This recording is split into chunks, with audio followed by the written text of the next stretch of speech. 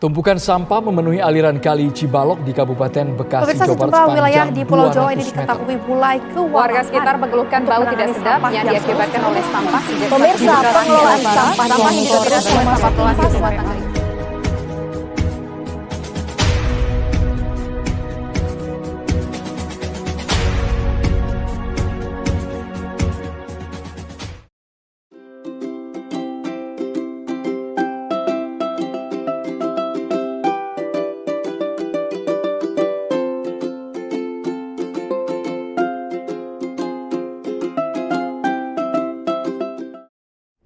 Fenomena sampah kiriman yang terjadi hampir setiap tahun ini mencapai 25 ton per hari.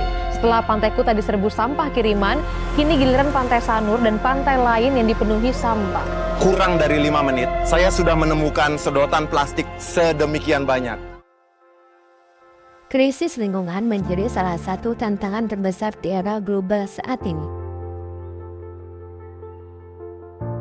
Peningkatan limbah plastik, polusi, dan eksploitasi sumber daya alam mendorong masyarakat untuk lebih peduli terhadap keberlanjutan. Dalam konteks ini, dunia bisnis tidak lagi hanya berfokus pada keuntungan, tetapi juga pada tanggung jawab sosial dan lingkungan. Salah satu strategi yang berkembang adalah green marketing, yaitu pendekatan pemasaran yang menekankan nilai ramah lingkungan dalam produk, proses, dan komunikasi merek kepada konsumen. Udah pakai Ajinomoto kemasan kertas, masa kok juga kurangi plastik dari kemasannya? Ayo kita pilah sampah, bisa jadi pupuk atau didaur ulang. Sampah yang dipilah ke stasiun daur ulang bisa dimanfaatkan kembali untuk kesehatan dan kelestarian lingkungan.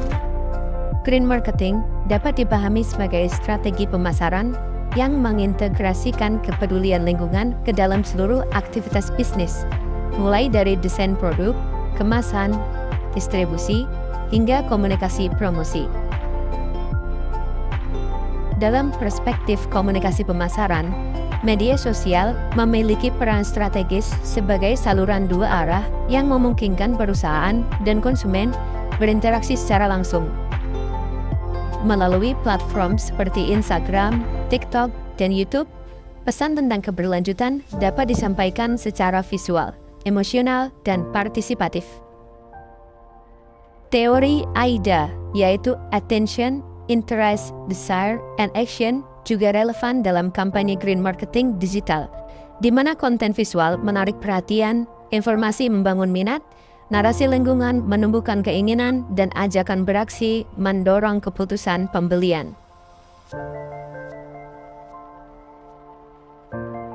Salah satu contoh penerapan green marketing di Indonesia dapat dilihat pada program UMKM Go Green yang didukung langsung oleh Bank Indonesia. Pertama, bagaimanapun UMKM itu akan bergerak kalau ada nilai ekonominya. Mereka kan manusia ekonomi juga ya. Bukan hanya, oh nanti kalau kamu memproduksi bahan ramah lingkungan, dunia akan lebih damai gitu ya. Nah itu agak jauh. Atau dunia cuaca akan lebih bersahabat. Emang gue pikirin nanti ya. Jadi harus ada nilai tambah ekonomi. Itulah yang akan menjadi pemancing ya, supaya mereka bergerak ke arah sana.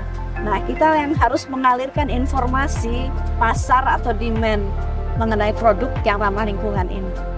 Program ini menampilkan pelaku usaha yang mengembangkan produk ramah lingkungan, seperti pengguna pewarna alami dalam industri kebaya dan produksi beras organik. Melalui media sosial dan platform video, UMKM tidak hanya mempromosikan produknya, tetapi juga menceritakan proses produksi yang berkelanjutan. Strategi ini membangun citra positif dan meningkatkan kepercayaan konsumen. Menjadi wadah makanan yang siap dijual. Kemasan dari jerami ini tahan panas, bisa menyerap minyak, dan tentunya aman untuk makanan. Kemasan jerami EcoPlus ini juga bisa terurai hanya dalam waktu 3 bulan saja.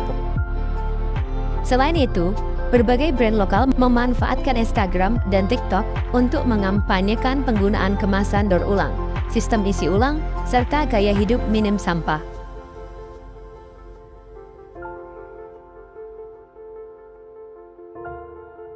Konten yang bersifat edukatif dan storytelling terbukti lebih efektif dalam membangun keterlibatan audiens dibandingkan promosi konvensional.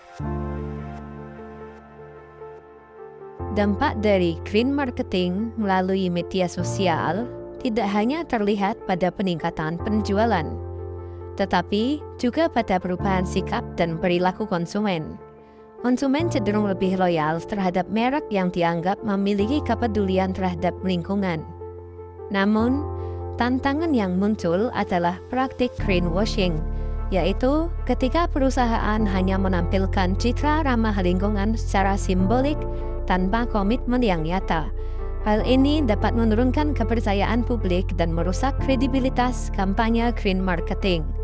Oleh karena itu, transparansi dan konsistensi menjadi kunci utama dalam membangun komunikasi pemasaran hijau yang berkelanjutan.